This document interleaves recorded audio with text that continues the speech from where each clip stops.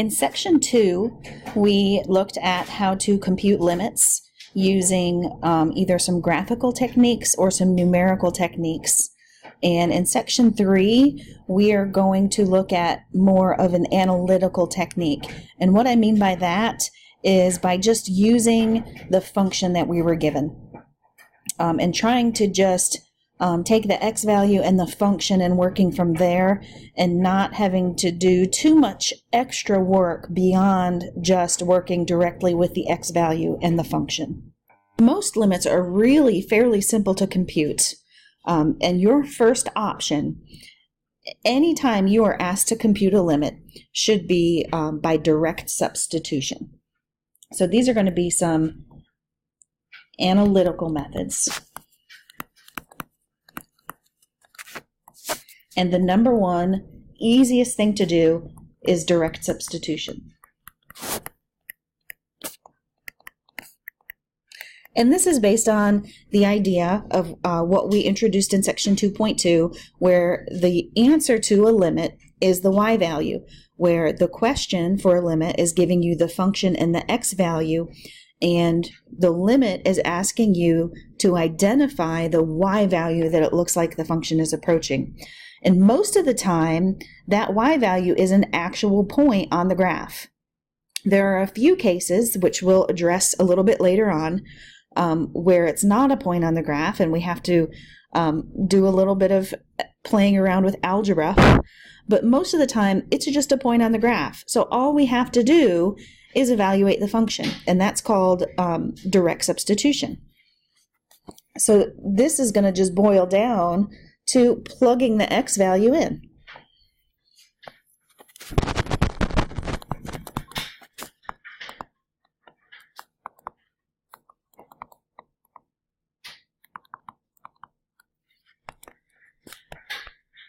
And we would do this whether it's a standard limit or a one-sided limit, a left limit or a right limit. It doesn't matter. We could do direct substitution for all of them.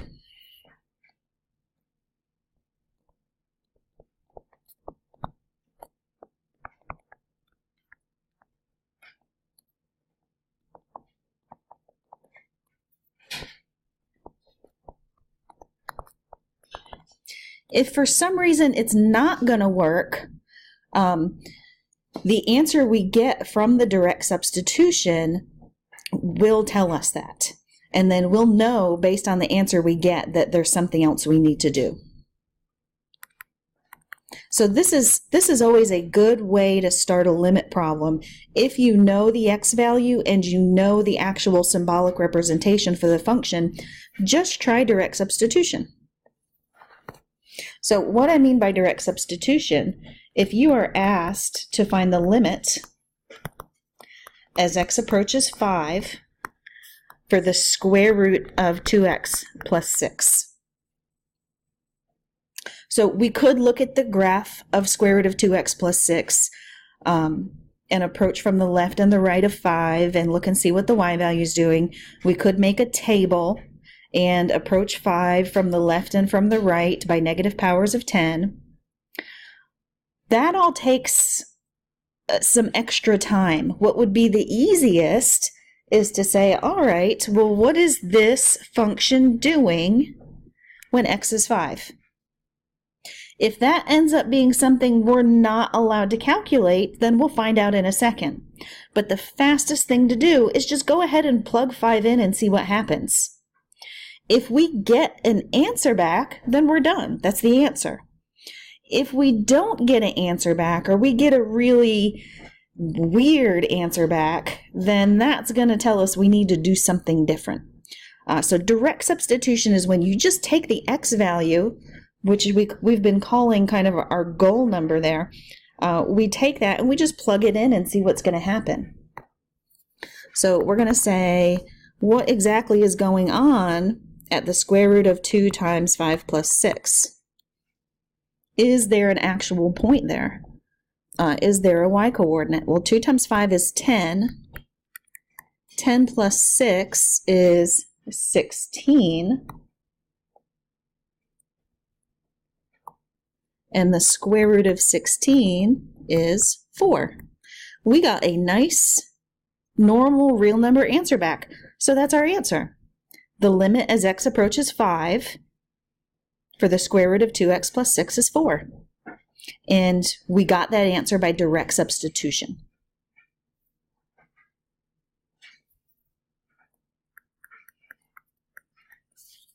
The limit as x approaches 0 for x minus 1 over x squared plus 9. Now, that graph, it might be hard to figure out the exact value from the graph because it's going to be a really weird fraction. It might also be difficult to tell the exact value of the answer from a table because it's going to be really weird decimals, and we would have to guess an exact fraction answer from some really weird decimals that are approaching. So again, what you should always try to do is just plug your x value in and see what you get. See what's happening. See if that's a legal thing that we could possibly do. If you plug it in and you get an answer, you're done. Then that's your answer. So we're going to plug 0 in for x in both spots. This one has 2 x's, and see what happens. So when we do that, we get 0 minus 1 divided by 0 squared plus 9. So I get negative 1 divided by 9, or negative 1/9. If you want to, you can move that negative to the front. Not really necessary. Say it's the same number. But we get a nice normal number. No, we didn't break any algebra rules to do it. We're not dividing by 0 or anything crazy. Not a square root of a negative. We got negative 1/9. So the reason this is happening, the reason we're allowed to do this, is because these graphs or these functions, they're continuous at these x values.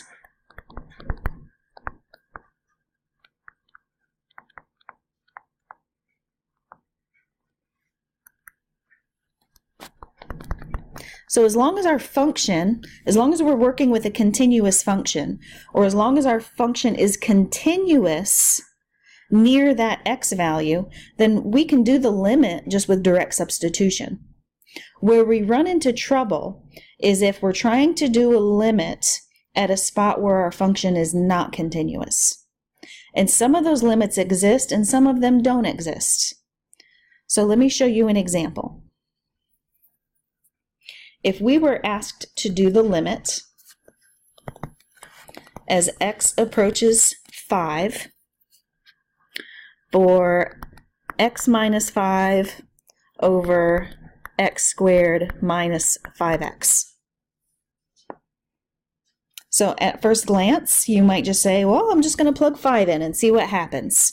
So there's 3 different places we need to plug 5 in. And if we do that, we get 5 minus 5 divided by 5 squared minus 5 times 5, which is 0 over 25 minus 25, or 0 over 0. Now, we saw this in our section 2.2 notes. Now, usually when we see 0 in the numerator, we say the answer is 0. But also, when we see 0 in the denominator, we say that that's undefined. We see both of them, and those two things indicate 2 different answers. Technically, when you see 0 over 0, we call that indeterminate.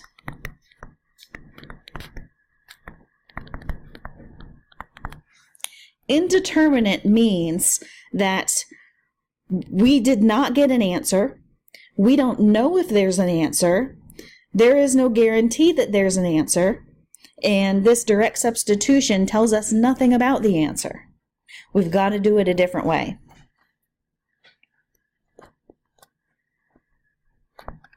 So no answer found yet.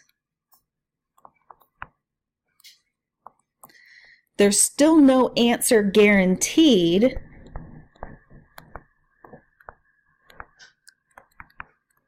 We still really don't know anything about this function. So we need to analyze it a little bit further. There could be an answer, or it could end up as does not exist. We have no idea. Indeterminate means we just really have no idea. This kind of solution tells us nothing about the answer. So how we deal with that, it all depends on what type of function we're using. We can always go back to what we learned in section 2 and look at the graph or make a table. But both of those methods could take a while. And if we want an exact answer, they can both be troublesome because it's hard to get an exact answer from a graph, especially if it's an unusual answer that has a weird fraction or a square root in it. And the same thing is true with a table. Usually with a table, we get decimals. And if our answer is going to be a weird fraction or square root, it's going to be hard to pinpoint that exact answer by looking at a pattern of decimals. If we want an exact answer, we have to do this analytically. So the analytical method is all going to depend on the type of function that we're working with. So when direct substitution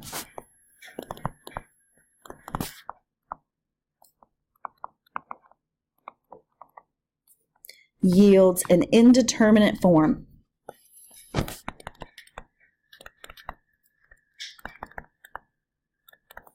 and right now the only indeterminate form that we know is 0 over 0. There are actually more indeterminate forms that we will learn later on, but right now it's just 0 over 0. So we've got some options, and it's all based on what that function looks like. So this last one we just saw, this is a rational function because there are polynomials in the numerator and the denominator.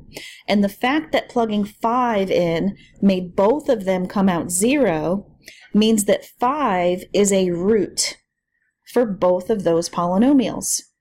And if 5 is a root, that means x minus 5 is a factor for both of them. So we could technically try to factor and then simplify and then try direct substitution again. So if the function, so we are gonna fix it. That's gonna be our strategy.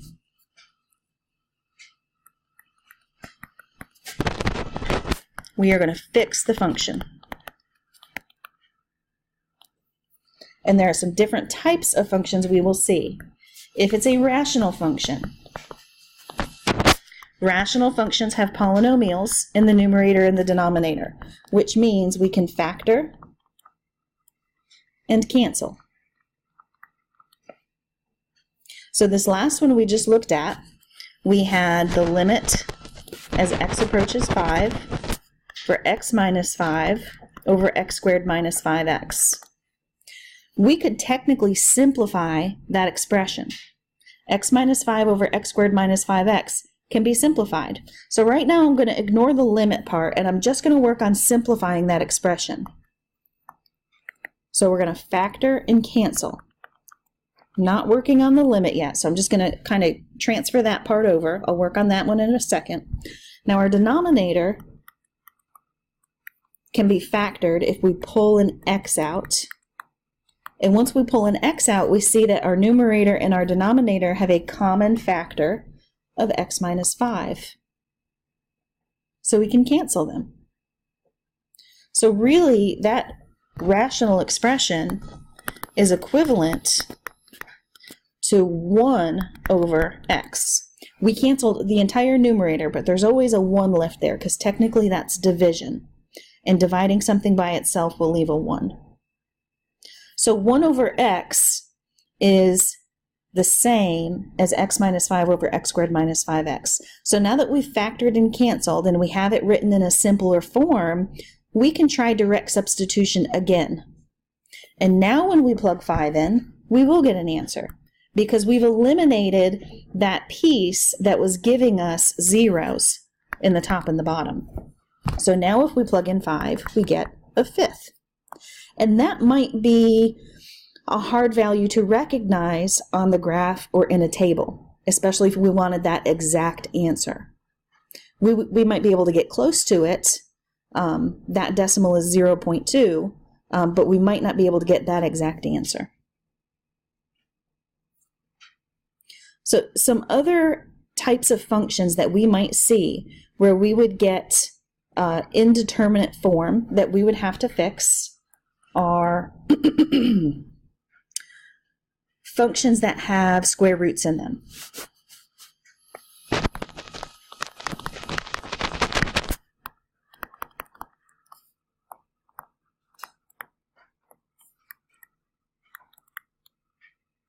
And let me show you an example of one of these. If we were asked to find the limit as x approaches, let me find a good one, but one that's probably not too difficult to start with. Let's say limit as x approaches 1 for the square root of x minus 1 all over x minus 1. This is not a rational function. Rational functions require the numerator to be a polynomial and the denominator to be a polynomial. So the fact that there's a square root in the numerator is what makes this thing not a polynomial. So if we ever have functions with square roots and we tried direct substitution, so I'm just going to plug in my 1s and see what happens. Always try direct substitution first and see what happens. Well, the square root of 1 is 1. And 1 minus 1 is 0. So we get 0 over 0. That's our indeterminate form. That tells us something weird is happening here that we should be able to fix. The way that we fix square roots is by rationalizing. Wherever that square root appears, now it could be in the top or it could be in the bottom, we want to rationalize. And you rationalize by multiplying by the conjugate.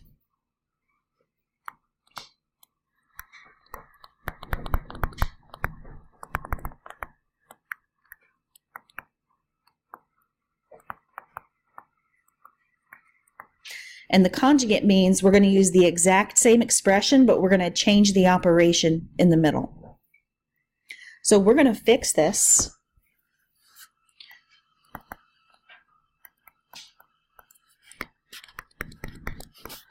by rationalizing the numerator. The numerator is where our square root appears. And we're going to rationalize the numerator by multiplying by the conjugate. So the conjugate would be the exact same expression, but with the opposite operation. And whatever we do to the top, we've got to do the exact same thing to the bottom. Otherwise, it would change the value of this fraction. It would change it to a completely different function. This fraction that we're multiplying by technically has a value of 1, and multiplying by 1 doesn't do anything. It's just going to change the way that it looks. So we've got a little bit of algebra work to do here because we're going to have to FOIL. These are multiplying binomials. The nice thing about multiplying conjugates, though, are the inners and the outers are always going to cancel. So if we do root x times root x, we get x. If we do root x times positive 1, we get plus root x. Negative 1 times root x is minus root x. And then negative 1 times positive 1 is minus 1. Now, we needed to rationalize in the position where the radical was. The trick to make the next step go quickly is do not FOIL out the other piece. Leave the other piece separate. So in the bottom, I'm not going to FOIL. I'm going to leave it as x minus 1 times the square root of x plus 1. Leave those alone. Do not FOIL them. Our goal here is to fix the place where we had the radical by multiplying by the conjugate. The other one is going to fix itself in just a second. So we said the inners and outers would cancel. That is always true when we multiply conjugates because the inners and outers will be exactly the same except they'll have opposite signs. That leaves us with just x minus 1 in the numerator. And in the denominator, we have x minus 1 times square root x plus 1. And you see why I did not want to FOIL out the bottom? Because there's an x minus 1 in the top and there is an x minus 1 in the bottom. So we have common factors in the numerator and the denominator now that can cancel. And now we're just working with the limit as x approaches 1 of 1 over the square root of x plus 1. This expression is equivalent to the original that we were asked to find the limit for. All we did is we multiplied by a fraction that was equivalent to 1 to change the way that it looked. We technically moved the square root from the top to the bottom, doing all that algebra. But now when we plug 1 in, the whole goal was to make direct substitution work. So now when we try direct substitution, we get 1 over the square root of 1 plus 1, which is a half. So now it works. So anytime we're asked to do a limit and we get indeterminate form and our function had a square root, the way that we're going to fix it is we're going to rationalize. We're going to multiply by the conjugates. And to make this work quickly and to avoid any unnecessary work, you really only need to FOIL out the place where you have the original radical. So in this function, I had my original radical in the top. That's the only place where I actually FOILed out. My original function did not have a radical in the bottom, so I didn't FOIL that one out. I just left them just sitting next to each other. And that made my second step, my second simplifying step down here, much, much easier to see how it's going to simplify. If I had FOILed that denominator out, I would have never seen that they had an x minus 1 in common.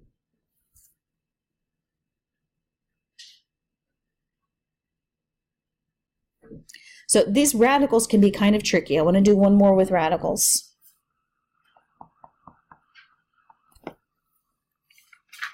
We are going to do the limit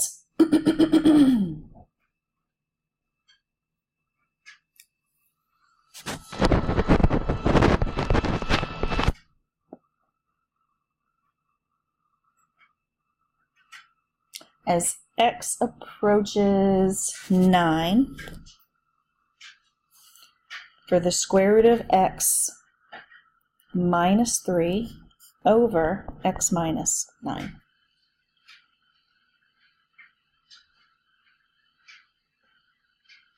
The limit as x approaches 9 for the square root of x minus 3 all over x minus 9. If we just try direct substitution, we're going to plug the 9 in here and here. And that gives us square root 9 minus 3 over 9 minus 9, which is 3 minus 3 over 9 minus 9, which is 0 over 0. And that is an indeterminate form. That means we need to fix this. If we've got our heart set on doing this analytically, we've got to fix it. And because there's a square root in there, the way that we fix it is by rationalizing.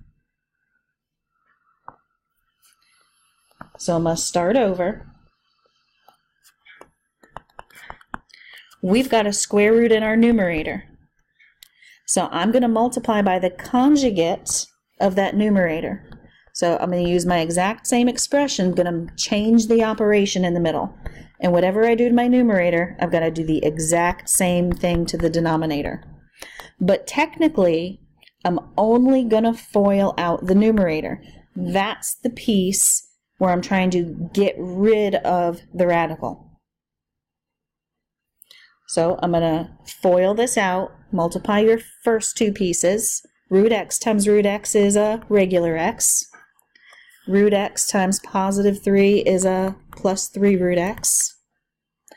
Negative 3 times root x is a minus 3 root x. And then negative 3 times positive 3 is minus 9. I'm going to leave the denominator alone and just write those two factors next to each other. Now there should be some more simplifying we can do in the top, because anytime you multiply conjugates, the inners and the outers should cancel. You should have the exact same two expressions but with opposite signs, and we do. We've got plus 3 root x and minus 3 root x. So if we write what we have left over, we've got x minus 9 over x minus 9 root x plus 3. And that's why we do not FOIL the denominator out, because I've got x minus 9s that match. And we can simplify even further. And finally, this simplifies down all the way to 1 over the square root of x plus 3. And we can try direct substitution one more time. Now try to plug your 9 in for your x. And now when we do that, we get 1 over the square root of 9 plus 3. Well, the square root of 9 is 3, and 3 plus 3 is 6. So this is 1/6. So our limit, which again, remember, is our y value, it looks like on this graph for this function, as x approaches 9, the y value is approaching 1/6. And we don't actually need the graph to figure that out. And we don't need a table of values to figure that out either.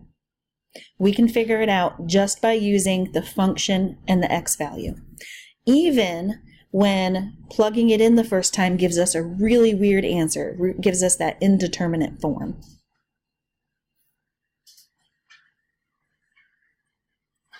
So there's one more that we might see that we can fix, and these are our improper fractions.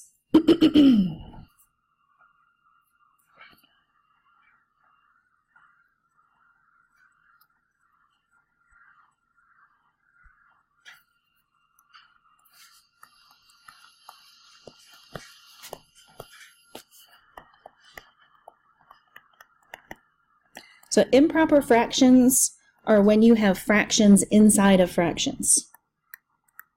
And we should know from algebra that we never leave a final answer as an improper fraction. We always need to reduce it and write it just as a proper fraction. But the term improper fraction means that we've got a fraction inside of another fraction.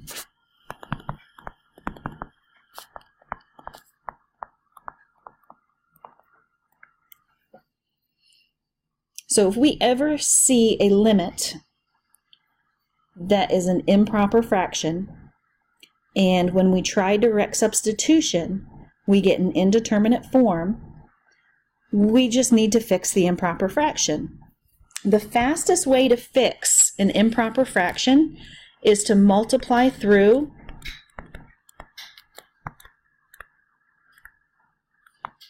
by the lowest common denominator.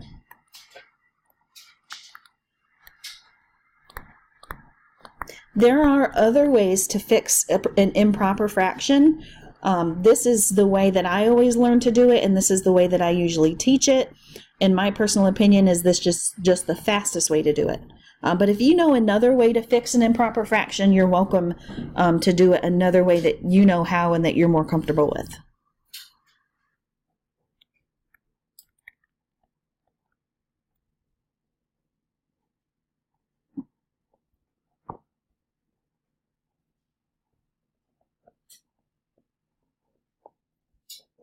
So an example of a limit that starts off with an improper fraction.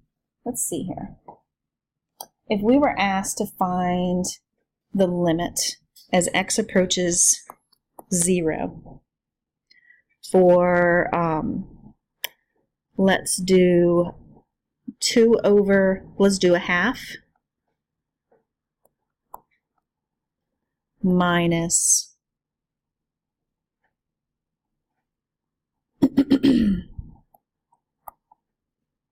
2 over x plus 4 all over x. 1/2 minus 2 over x plus 4 all over x. We want to know the limit as x approaches 0. What is happening to this value as x approaches 0?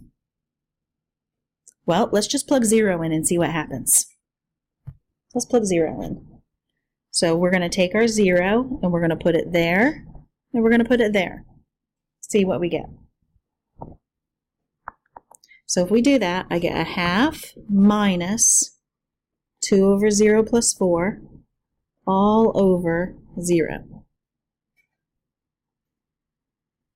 which is 1/2 minus 2/4 all over 0. Well, 2/4 is 1/2. So on the top, we really have 1/2 minus 1/2, which is 0. We have 0 over 0. We've got indeterminate form.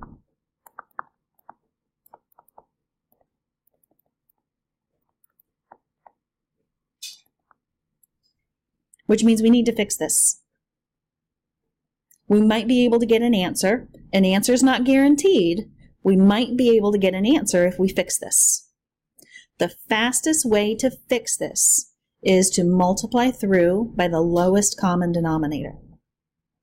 So look at all of the fractions, all of the extra fractions that you have in this problem, all of the plugged in fractions that need to be fixed, and identify their denominators.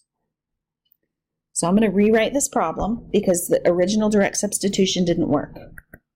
So we've got the limit as x approaches 0 for 1/2 minus 2 over x plus 4 all over x.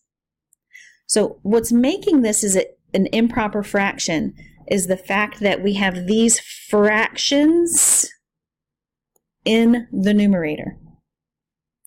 If those two pieces right here were not fractions, this would not be improper. So those are the two pieces that are making this improper. So if we can make it so those are not fractions, then this would not be improper anymore. So what I'm going to do is I'm going to look at their denominators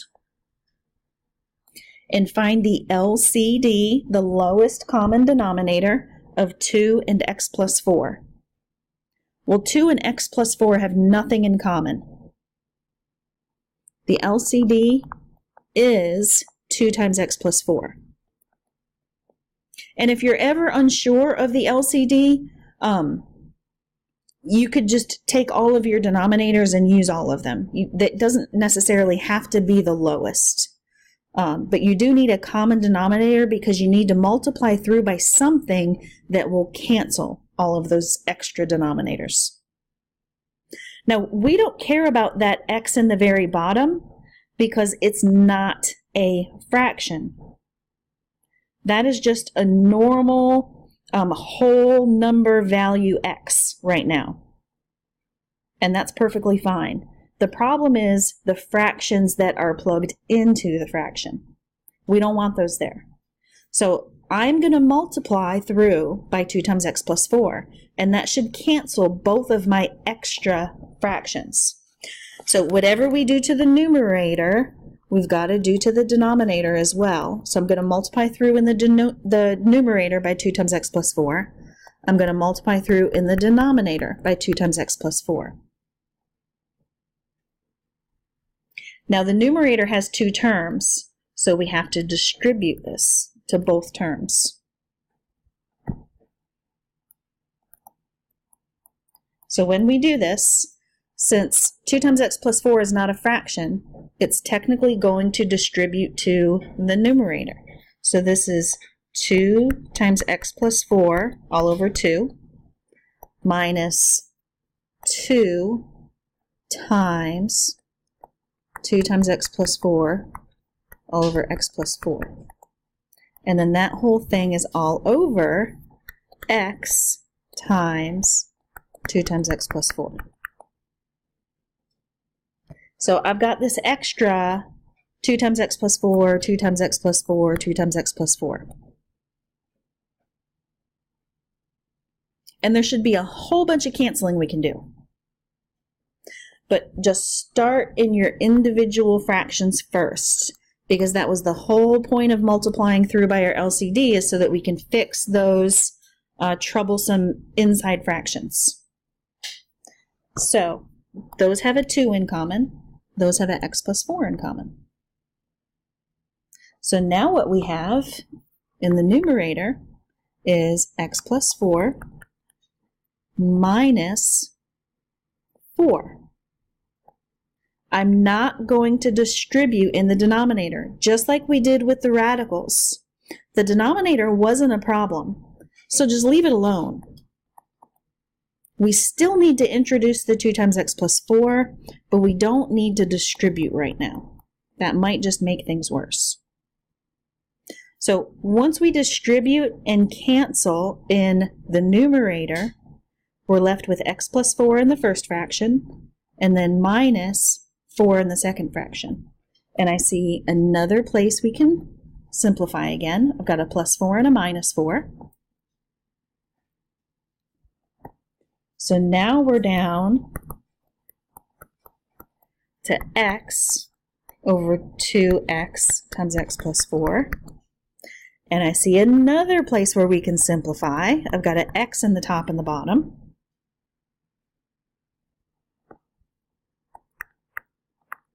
And now we're at 1 over 2 times x plus 4. And there's nothing else that we can do because our numerator is a 1. Now that it's completely simplified, we try to do direct substitution again. So try to plug in your 0 again. We've done all the algebra we possibly could to fix this. Now if I plug in 0, I get 1 over 2 times 0 plus 4. Well, 0 plus 4 is 4, so I've got 2 times 4, which is 8. So our answer is 1/8. So there's quite a bit of algebra to do here, quite a bit of algebra. But with the radicals and with the these improper fractions, it's very common to get a weird answer that you cannot get from a graph or a table. You're not going to be able to get 1/7 off of a graph or a table, that exact answer, because 1/7 is a really crazy, never-ending decimal. You're not going to be able to get that exact answer off of a table.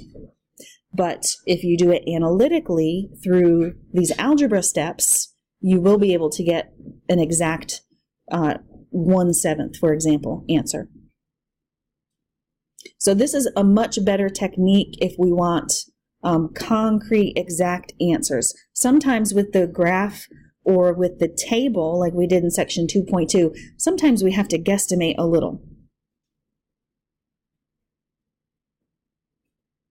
So these are the 3 main problems that we're going to see when we try to do direct substitution. If the direct substitution does not work, we have to see what type of function it is. It might be a rational function, it might have radicals, it might have improper fractions. There are a couple more, though, that could give us trouble, and we don't have a definite technique yet on how to fix them. There are just a couple of rules that we need to remember on what the answer is. I am going to stop this video for now because this section's pretty long, and I don't want to overwhelm you with an hour and 20-minute video, so I'm going to let you take a break for a little bit. And I'm going to do a second video on section 2.3.